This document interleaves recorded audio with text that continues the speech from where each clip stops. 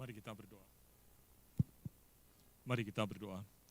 Bapa kami yang ada di dalam kerajaan surga, kami mengucap syukur untuk firman Tuhan yang sebentar kami akan renungkan bersama, yang Tuhan berikan pada kami, supaya kami boleh hidup sebagai murid-murid Tuhan, menjalani hidup di tengah dunia yang berat ini, menjalani di dalam kebenaran Tuhan, sebagaimana yang Tuhan kehendaki. Tuhan, itulah sebabnya hari ini sebagai murid-murid-Mu, kami datang ke hadirat-Mu, supaya sebelum kami merenungkan firman Tuhan, Engkau ya Allah Roh Kudus menerangi hati dan pikiran kami, supaya kami dapat memahami firman Tuhan, dan lebih dari itu menjalankan firman Tuhan dalam hidup kami. Tuhan berfirmanlah, di dalam nama Tuhan Yesus kami berdoa. Amin. Shalom. Ya, selamat pagi Bapak Ibu dan saudara sekalian, baik yang di gereja maupun juga dimanapun Bapak Ibu berada. Hari ini sesuai dengan urutan bacaan firman Tuhan dari GKY Citra Garden, hari ini kita sampai di Matius 8 ayat 28, kita akan belajar tentang kuasa Yesus atas roh jahat. Saudara, mari kita membaca firman Tuhan dari Matius 8 ayat 28 sampai dengan ayat 34. Akan saya bacakan. Setibanya di seberang, yaitu di daerah orang Gadara, datanglah dari pekuburan 2 orang yang kerasukan setan menemui Yesus. Mereka sangat berbahaya sehingga tidak seorang pun yang berani melalui jalan itu. Dan mereka itu pun berteriak katanya, "Apa urusanmu dengan kami, hai anak Allah? Apakah engkau kemari untuk menyiksa kami sebelum waktunya?" Tidak jauh dari mereka itu sejumlah besar babi sedang mencari makan. Maka setan-setan itu meminta kepadanya, katanya, "Jika engkau mengusir kami, suruhlah kami pindah ke dalam kawanan babi itu." Ayat 32. Yesus berkata kepada mereka, "Pergilah." Lalu keluarlah mereka dan masuk ke dalam babi-babi itu, maka terjunlah seluruh kawanan babi itu dari tepi jurang ke dalam danau dan mati di dalam air. Maka larilah penjaga-penjaga babi itu, dan setibanya di kota, diceritakannya segala sesuatu juga tentang orang-orang yang kerasukan setan itu. Maka keluarlah seluruh kota mendapatkan Yesus, dan setelah mereka berjumpa dengan dia, mereka pun mendesak supaya ia meninggalkan daerah mereka. Amin. Saudara, di dalam kisah yang tadi kita baca, Tuhan Yesus menyeberang ke wilayah, bukan wilayah Israel. Gadara adalah wilayah di mana orang Yahudi tidak banyak, kebanyakan orang kafir. Nah, menariknya pada waktu Tuhan Yesus sampai dari kapal turun, dia langsung disambut. Tuhan Yesus disambut oleh 2 orang. 2 orang ini bahkan mengenali Tuhan Yesus. Tapi bukan karena mereka kenal, rupanya ayat yang kita baca menyatakan bahwa 2 orang ini adalah 2 orang yang kerasukan setan. Saudara, kerasukan setan di dalam bahasa Yunaninya menggunakan kata daimonisomai, yang artinya adalah orang yang berada di bawah kekuatan atau di bawah penguasaan dari setan. Saudara mungkin pernah menyaksikan orang yang kerasukan setan? Pernah ya? Tingkah lakunya dan sebagainya tidak terkendali, dan itu yang terjadi. Tuhan Yesus disambut oleh 2 orang ini. Dan saudara sekalian, mungkin saudara ingin bertanya, dari mana sih setan itu asalnya? Ya, apakah dari penciptaan Tuhan menciptakan setan? Saudara, itu adalah diskusi lain, tapi secara singkat saya ingin katakan bahwa setan itu adalah malaikat jahat, ya, malaikat yang berdosa, ya, berbuat jahat, dosa, dan kemudian diusir oleh Tuhan, dan kemudian melakukan kejahatan di dunia. Dan apa yang dilakukan adalah merusak ciptaan Tuhan, khususnya menjatuhkan manusia untuk tidak taat kepada Tuhan. Setelah kembali kepada teks, maka orang yang kerasukan setan ini dikatakan bukan hanya kerasukan setan, ditambahkan dengan sebuah keterangan bahwa mereka sangat berbahaya. Kata kalepos itu berbicara tentang, artinya adalah kasar. Ya, orang yang kerasukan setan, mereka kemudian melakukan tindakan-tindakan yang kasar, galak, biadab, membuat masalah dan membahayakan. Nah, nanti kita lihat bagaimana ketika kemudian setan-setan ini kemudian diusir ke dalam babi, maka kemudian babi-babi itu kemudian lompat ke jurang dan mati semuanya. Kalau itu terjadi pada manusia, manusia pun juga mengalami keadaan yang parah, ya, kerusakan parah. Saudara sekalian, itu sebabnya dikatakan mereka sangat berbahaya dan bisa membahayakan orang lain maupun dirinya sendiri. Itulah sebabnya dikatakan orang takut melalui jalan itu. Saudara, inilah memang apa yang dilakukan oleh setan di tengah dunia.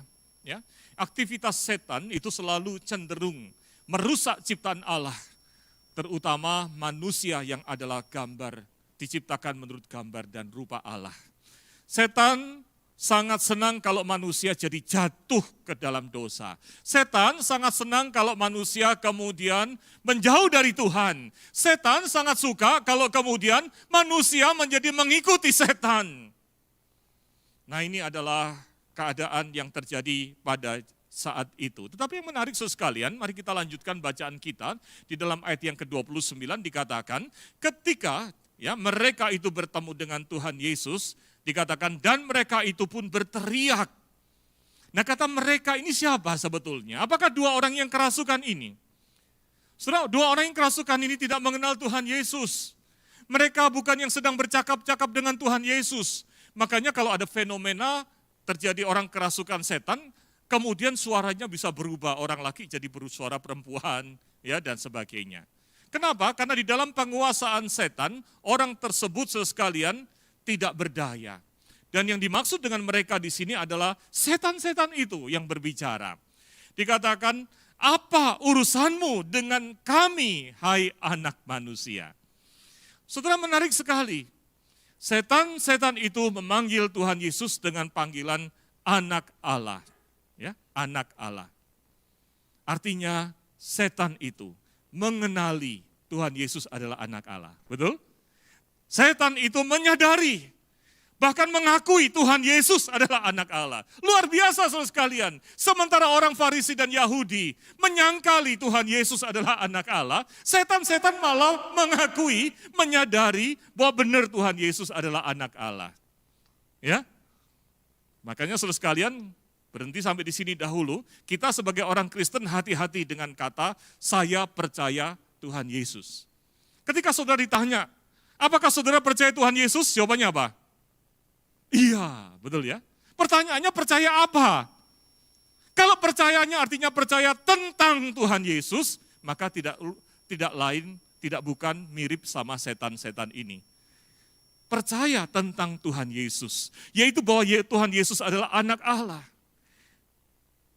Setan-setan malah sangat tahu, bahkan mengakui Tuhan Yesus anak Allah. Betul nggak?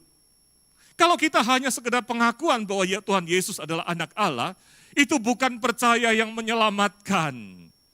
Karena percaya yang menyelamatkan adalah percaya yang artinya saya mempercayakan jiwa saya. Saya menyadari keberdosaan saya membutuhkan Kristus, saya membutuhkan keselamatan. Dan saya mengakui Tuhan Yesus yang adalah anak Allah adalah juru selamat. Satu-satunya yang bisa menyelamatkan saya dari dosa, dari belenggu dosa. Dan saya mempercayakan diri saya kepada Tuhan Yesus. Nah, itu sekalian artinya percaya. Jadi percaya itu mempercayakan jiwa kita kepada Tuhan Yesus, anak Allah yang hidup, sang juru selamat itu. Amin. Sekarang saudara percayanya percaya yang seperti apa? Betul enggak? Kalau saudara cuma sekedar percaya Tuhan Yesus anak Allah, maaf, setan pun juga demikian, ya. Karena memang fakta, itu namanya percaya terhadap fakta. Tapi mempercayakan diri, itu adalah bicara fidusia. Ya, iman yang artinya mempercayakan diri kepada Tuhan. Nah, saudara sekalian, itu adalah fakta yang menarik berikutnya. Saudara, yang berikutnya adalah bahwa kalau kita lihat di dalam ayat 29, di bagian bawah dikatakan, apa urusanmu dengan kami, hai anak Allah? Adakah engkau kemari untuk menyiksa kami sebelum waktunya? Sekali lagi, setan-setan itu kemudian ketika bercakap-cakap dengan Tuhan, dia kemudian mengatakan, kenapa datang sekarang? Apakah sekarang ini kamu mau menyiksa saya sebelum waktunya.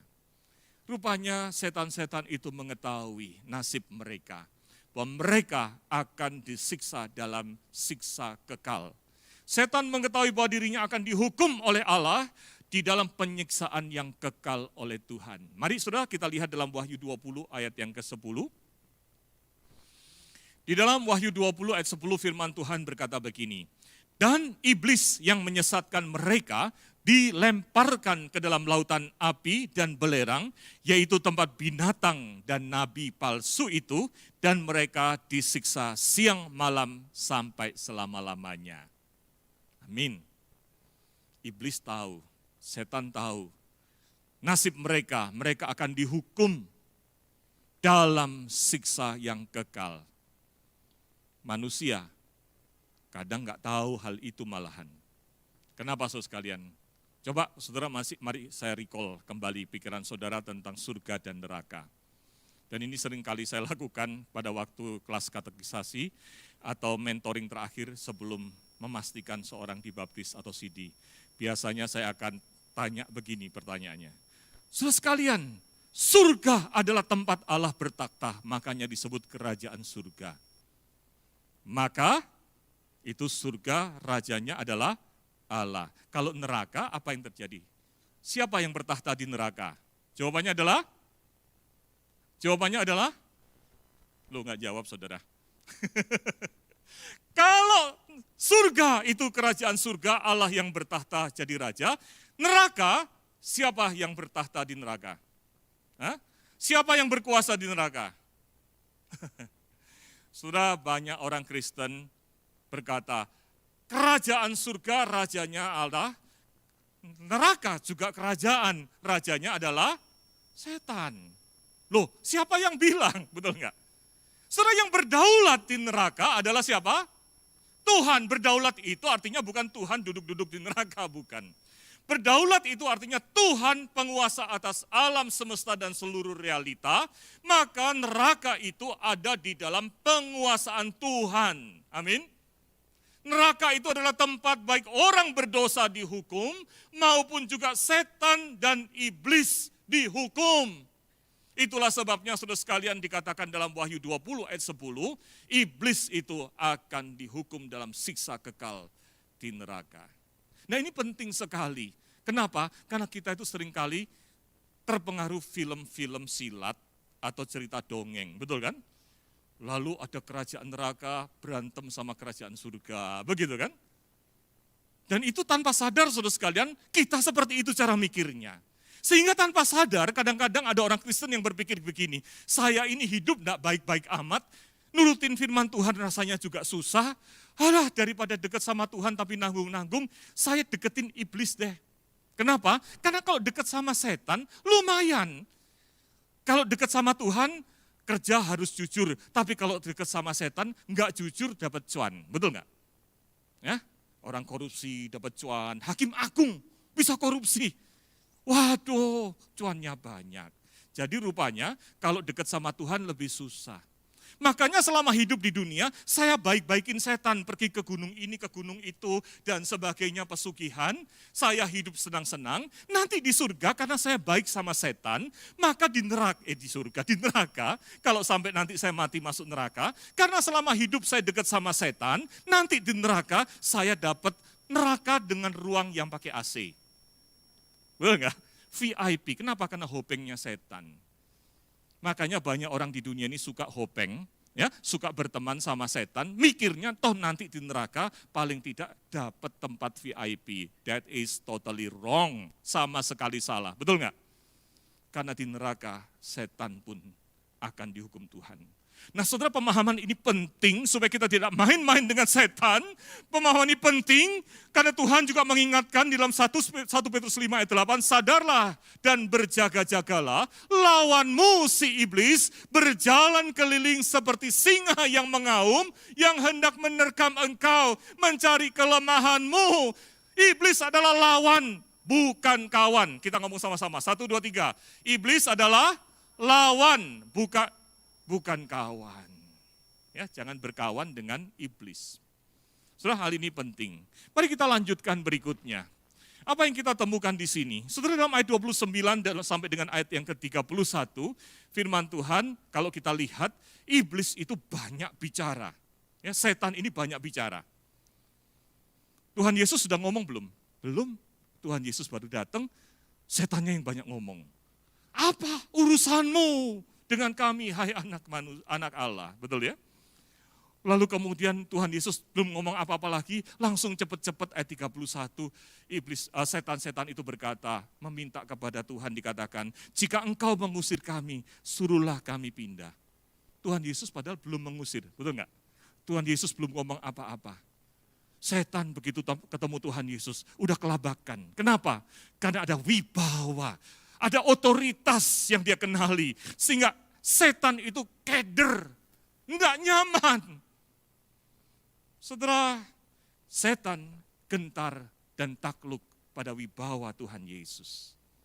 Ini mengantar kita kepada poin pertama ketika kita bicara tentang kuasa Yesus atas roh jahat. Tuhan Yesus memiliki wibawa dan otoritas sebagai anak Allah yang ditakuti oleh setan dan roh jahat. Amin. Apa implikasinya buat kita sebagai orang percaya? Saudara, kalau saudara adalah orang yang hidup sungguh-sungguh di dalam Kristus, saudara mempercayakan jiwa saudara kepada Kristus Sang Juru Selamat. Saudara hidup di dalam persekutuan dengan Tuhan Yesus. Tiap-tiap hari saudara berada dalam persekutuan erat dengan Kristus. Maka saudara, firman Tuhan mengatakan, Kristus bersama dengan kita, enggak perlu takut. Amin. Ya takut sih, ya mungkin merinding lah ya. Lewat jalan gelap. Aduh, bulu kuduk saya berdiri, Musa Petrus. Saya rasa saya pun sebagai pendeta, teman-teman hamba Tuhan, ada tempat-tempat yang kemudian membuat kita itu langsung rasanya merinding, gak nyaman. Betul ya? Tempat-tempat yang dimana kuasa gelap itu kadang-kadang bekerja lebih banyak. Semua tempat adalah milik Tuhan, amin. Tapi kehadiran setan mengganggu, sehingga ada saat-saat seperti itu. Tapi kalau kita yakin, kita tiap hari bersekutu dengan Tuhan, Tuhan beserta kita, amin. Di dalam penyertaan Tuhan ada otoritas wibawa Tuhan, maka setan pun takut dan gentar. Kalau melewati gelap bagaimana? Kalau takut gimana? Saudara, saya pernah punya pengalaman. Dulu waktu saya kuliah di Bogor, saya aktif di PMK di Bogor ya, di IPB. Kami punya prinsip, atau paling tidak selama pelayanan di dalam tim saya katakan, kalau ada wanita pulang, ya karena malam hari rapat kadang-kadang sampai jam 12 malam, bisa setengah 1, maka teman pria harus temanin teman-teman wanita antar sampai tempat kosnya dengan baik, selamat, baru kemudian kalian pulang rumah. Nah akibatnya saya juga lakukan itu, ya. Jadi saudara itu gentleman, ya. Maka saya antar pulang. Dan biasanya saya kebagian nganter teman saya yang rumahnya di Sempur. Kalau di Bogor, saudara pernah ke Bogor, di seberangnya Istana Bogor itu ada daerah Sempur, modelnya kayak lembah begitu. Ya, dulu tempat itu gelap, saudara. Ya, gelap, rumahnya kuno, lalu kemudian banyak rumah kosong, lalu masih ada pohon-pohon besar yang kosong gitu ya, turun itu gelap sekali, zaman itu gelap. Pakai senter pun belum bisa lihat banyak ya. Nggak kelihatan banyak gitu. Maka kalau saya sudah pulang jam 12 atau jam setengah 1 pagi gitu ya, jam 12 malam setengah 1 pagi ngantar teman saya itu, maka entah kenapa ya, pria itu kalau ketemu sama wanita itu rasanya gagah. Turun dari angkot di atas ya, mesti jalan dulu ke bawah. Saya katakan sama teman saya namanya Tias ya, saya katakan, bukan pacar saudara, dia sudah ada pacarnya juga, cuma saya harus bertanggung jawab jaga dia. Nah, lalu saya katakan, Tias, jangan takut gelap. Tuhan beserta kita. Saya turun jalan. Wih, gagah saudara. Berdua soalnya.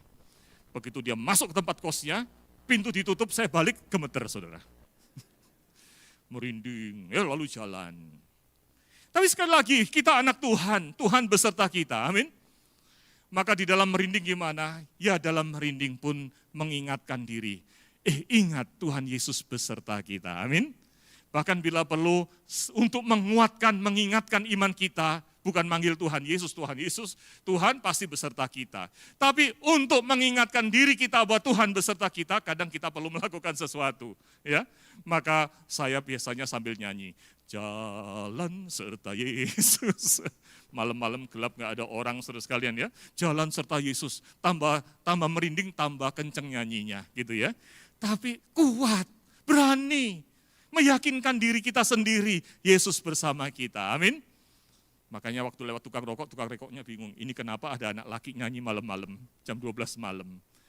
Saudara, kita perlu yakin selalu Tuhan yang punya otoritas. Otoritas itu artinya apa?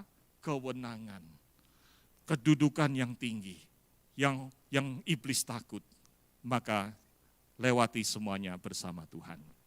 Yang kedua, saudara sekalian, mari kita lihat di dalam Matius 8, ayat 32. Yesus berkata kepada mereka, pergilah, lalu keluarlah mereka dan masuk ke dalam babi-babi itu.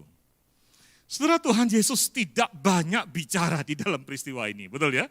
Dan satu-satunya Tuhan Yesus berbicara, hanya satu kata, pergilah. Dan dengan satu kata pergilah itu, maka setan-setan itu kemudian melakukan takluk dan mengikuti perintah Tuhan Yesus. Setelah hal ini mengantar kita kepada poin kedua yang penting untuk kita pahami pada pagi hari ini. Tuhan Yesus itu memiliki kuasa yang tidak terbatas untuk mengendalikan dan mengalahkan setan dan roh jahat. Kalau tadi bicara otoritas, itu bahasa Yunaninya adalah bicara tentang exousia. Exousia itu adalah satu kewenangan di dalam mengatur, itu otoritas. Maka saudara sekalian, yang berikutnya adalah bicara tentang dunamis. Dunamis itu bicara tentang kekuatan, kuasa yang tidak terbatas. Kalau kita bicara di dalam konteks teologi, namanya adalah omnipotens. Allah adalah Allah yang maha kuasa, kekuasaannya tidak terbatas, amin.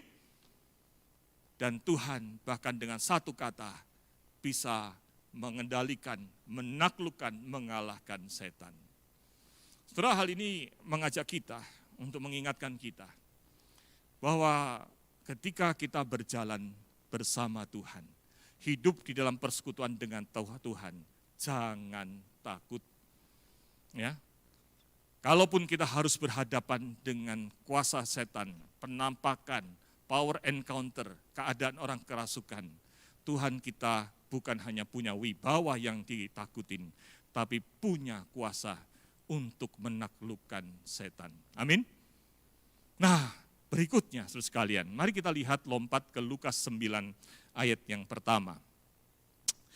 Maka Yesus memanggil ke-12 murid-muridnya, lalu memberikan tenaga dan kuasa kepada mereka untuk menguasai setan-setan dan untuk menyembuhkan penyakit-penyakit. Saudara, kata tenaga itu di sini menggunakan kata dunamis. Sekali lagi itu bicara tentang apa? The strength power, kekuatan, ya. Lalu bicara ability, kemampuan. Kuasa itu bicara tentang otoritas, yaitu kekuasaan, ya, untuk memerintah, mengatur. Tuhan memberikannya kepada para muridnya. Amin. Dan apa hasilnya? Mari kita lihat di dalam Lukas 10 ayat 17. Bahkan menurut catatan, hal itu diberikan bukan hanya kepada 12 murid, ternyata juga kepada 70 murid yang diutus. Kemudian ke-70 murid itu kembali dengan gembira dengan berkata, Tuhan, juga setan-setan takluk kepada kami demi nama-Mu. Murid-murid begitu gembira, begitu terkejut. Ternyata setan pun tunduk, takluk kepada para murid. Karena para murid menjalankan pelayanan demi nama Tuhan Yesus. Amin. Setelah hal ini, saudara sekalian, mengantar kita kepada satu hal penting. Bahwa kuasa dan otoritas itu Tuhan berikan. Ya, dan percayakan juga kepada para muridnya. Yang artinya juga kepada saudara dan saya. Supaya kita apa? Supaya kita dapat menang melawan tipu daya iblis. Kita dapat menang melawan teror iblis. Poin ketiga ini penting untuk kita bawa pulang di dalam kehidupan kita sebagai orang percaya. Jangan takut dan lawanlah iblis, karena Tuhan memberi kita kuasa untuk melawan iblis. Mari kita baca bersama-sama, 1, 2, 3. Jangan takut dan lawanlah iblis, karena Tuhan memberi kita kuasa untuk melawan iblis. Amin. Saudara mungkin berkata, Musa, yang penting kita main aman saja deh ya. Jangan takut deh gitu ya, minggir deh begitu ya, enggak nyari gara-gara. Memang betul saudara, jangan cari gara-gara. Tapi kalau saudara sampai harus berhadapan dengan situasi, ada kerasukan, situasi, ada penampakan setan dan sebagainya. Saudara bukan hanya jangan takut, tapi lawanlah iblis itu. Kenapa saya katakan demikian? Mari kita lihat di dalam Yakobus 4 ayat yang ke-7, firman Tuhan berkata begini, mari kita baca bersama-sama. 1, 2, 3. Karena itu tunduklah kepada Allah dan lawanlah iblis, maka ia akan lari daripadamu. Amin. Tuhan Yesus memberikan kuasa kepada kita. Firman Tuhan meneguhkan dengan mengatakan, tunduklah kepada Allah, milikilah hidup persekutuan ketaatan dengan Allah, memiliki hubungan yang dekat, terus-menerus dengan Tuhan. Lawanlah iblis. Maka saudara sekalian, kita perlu hidup terus dalam persekutuan dengan Tuhan dan jangan takut untuk melawan iblis. Bagaimana sih praktisnya melawan iblis? Saudara, kalaupun saudara harus berhadapan dengan iblis, dengan setan di dalam keadaan-keadaan teror dan sebagainya, maka melawan itu adalah juga berarti bukan hanya berdoa kepada Tuhan. Saudara diberikan kuasa untuk menghardik, menengking, bahkan mengusir setan. Dan itu adalah kuasa yang Tuhan berikan kepada para muridnya, termasuk kepada saudara dan saya. Saudara, tidak banyak buku sistematik teologi yang membahas tentang hal ini, tapi saya suka dengan apa yang ditulis oleh Wayne Grudem. Dia berkata begini, di dalam perjanjian baru tampaknya Tuhan mengharapkan orang Kristen untuk berbicara langsung dengan roh-roh jahat. Saudara, yang dimaksud dengan berbicara langsung ini bukan ngobrol sama tuyul. Yul, apa kabarmu Yul? Bukan saudara. Bukan begitu, ya, bukan bicara sama kuntilanak, ngobrol, bicara dengan cai langkung. Itu saudara namanya main-main dengan setan. Engkau menjadikan setan sebagai kawan. Setan adalah lawan, saudara. Maksudnya adalah apa bicara langsung? Di dalam praktek yang sebenarnya, otoritas untuk menengking iblis ini wujudnya adalah memerintahkan dengan perkataan untuk mengusir roh jahat, untuk pergi ketika kita mencurigai adanya pengaruh iblis dalam kehidupan pribadi kita atau kehidupan orang di sekitar kita. Saudara, kita tetap perlu berdoa, ada dalam persekutuan dengan Tuhan, terus-menerus, dan sambil itu, ketika saudara ada di dalam situasi di mana iblis mengganggu, setan mengganggu, maka saudara, engkau dapat mengatakan dengan kuasa demi nama Tuhan Yesus, maka engkau katakan, setan, engkau tidak berhak atas hidupku, engkau tidak berhak mengganggu hidupku, dalam nama Tuhan Yesus, pergilah engkau. Begitu ya? Aku mengusir engkau dalam nama Tuhan Yesus, pergi. Nah itu maksudnya, menengking, berhadapan langsung. So sekalian, gangguan setan bisa saja wujudnya adalah dalam bentuk gangguan di dalam kehidupan kita pribadi. Mengganggu pikiran kita. Bukan hanya karena kita punya keinginan daging, tapi setan kadang-kadang juga tanpa sadar berbisik di telinga kita. Lu udah difitnah kayak gitu, hajar aja orang ini, gebuk aja, betul ya? Setan bisikin. Kadang-kadang kemudian itu membuat kita semakin panas. Saudara sadar, kalau itu bukan emosi saudara, kalau itu adalah bisikan setan, maka katakan, setan, engkau tidak punya hak mengganggu pikiran saya. Engkau tidak punya hak untuk menggerakkan saya melakukan itu. Aku mengusir engkau di dalam nama Tuhan Yesus. Nyahlah engkau. Setan juga bisa mengganggu dalam bentuk mungkin keluarga Anda, mungkin pembantu rumah tangga, pegawai Anda, kerasukan setan. Kalau ada di dalam situasi itu, dan Tuhan mengizinkan saudara untuk melakukannya, jangan takut. Ya, kadang-kadang saudara sekalian menelepon pendeta, rumah saudara ada di misalnya Karawaci, jauh sana. Lalu pendeta Gunawan saudara telepon, Pak Gun, boleh enggak datang, ada yang kerasukan di rumah saya. Oh iya, saya datang segera, tapi maaf, Jakarta-Tangerang tolnya lagi macet 2 jam. Saudara sudah bingung, ada yang kerasukan gimana dan sebagainya. Saudara tidak perlu seorang pendeta sebetulnya untuk mengusir setan. Kalau saudara adalah murid Tuhan yang sejati, hidup dalam persekutuan dengan Tuhan, Tuhan bersama dengan saudara, amin. Maka saudara, kuasa dan otoritas itu Tuhan memberikannya kepada saudara. Maka jangan takut untuk berdoa sebentar lalu kemudian berkata, setan, engkau tidak berhak atas hidup anak saya. Setan, engkau tidak berhak atas rumah ini, engkau mengganggu. Maka dalam nama Tuhan Yesus, aku mengusir engkau keluar. Saudara bisa lakukan itu. Saudara mungkin mengatakan, Pak Petrus, saya cuma jemaat, saya bukan aktivis, saya tidak berdaya, saya seorang wanita. Saudara, beberapa bulan yang lalu, setahun yang lalu, saya diundang untuk mendoakan rumah dari, lebih tepatnya apartemen dari seorang jemaat dari gereja lain yang ada di dekat daerah Kebayoran sana. Maka kemudian ketika saya datang, saya menjumpai keluarga yang mengalami teror kuasa jahat. Rumahnya tadinya di Tangerang, lalu dia punya musuh dikirim santet. Mengalami teror itu, dia pindah ke rumah satunya, dikirimin lagi. Ada penampakan, ada gangguan, ada bau-bau, ada macam-macam dan sebagainya. Anaknya yang masih kecil bayi sampai kejang-kejang karena ketakutan. Dia sendiri pun ketakutan. Akhirnya pindah ke sebuah apartemen di Jakarta Selatan. Lalu kemudian datanglah saya dan minta didoakan. Tetapi yang menarik, ibu muda ini berkata begini, Pak Petrus, di dalam ketakutan saya atas teror di 2 rumah sebelumnya, saya kemudian dididik oleh Tuhan. Tuhan menyadarkan saya, kamu terus-terusan mengundang pendeta datang, kenapa enggak mengundang Tuhan saja? Tuhan kan berserta engkau. Maka ibu yang masih muda ini lalu mengambil komitmen hidup dekat dengan Tuhan. Dan setiap kali ada gangguan penampakan setan di rumahnya, dia sambil melindungi anaknya berkata kepada setan, dalam nama Tuhan Yesus aku berkata kepadamu, setan pergi keluar, jangan mengganggu. Dan teror-teror itu semakin berkurang. Ketika kemudian sampai pindah ke apartemen, ada gangguan lagi, saya pun lakukan itu Pak Petrus. Saya katakan, puji Tuhan, kamu sudah tidak lagi butuh kehadiran saya sebagai pendeta, maka engkau sudah melakukan apa yang terbaik yang seharusnya.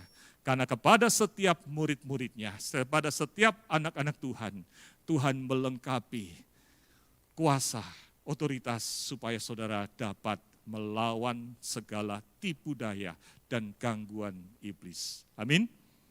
Oleh sebab itu saudara sekalian, jangan takut. Lawanlah iblis. Tapi jangan lupa dikatakan, tunduklah kepada Tuhan, mendekatlah kepada Tuhan dan lawanlah iblis. Mari kita berdoa. Bapa kami yang ada di dalam kerajaan surga, kami mengucap syukur untuk cinta kasih dan berkat Tuhan.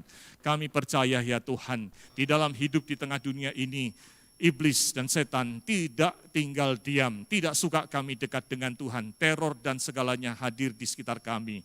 Tapi Tuhan, hari ini Engkau menyadarkan bahwa Engkau ya Allah berkuasa atas semesta. Tuhan, Engkau punya wibawa, Engkau punya kuasa, dan bahkan Tuhan, wibawa dan kuasa-Mu ditakuti oleh iblis dan setan. Kami mohonkan ya Tuhan, supaya kuasa dan otoritas yang Tuhan juga kemudian berikan kepada kami pergunakan sebagaimana seharusnya. Kami boleh dekat dengan Tuhan, kami memuliakan Tuhan, dan berani menghadapi situasi teror sekalipun. Bersama Tuhan kami hadapi segala gangguan kuasa jahat. Tuhan kuatkan, teguhkan, berkati setiap kami, di dalam nama Tuhan Yesus kami berdoa. Amin.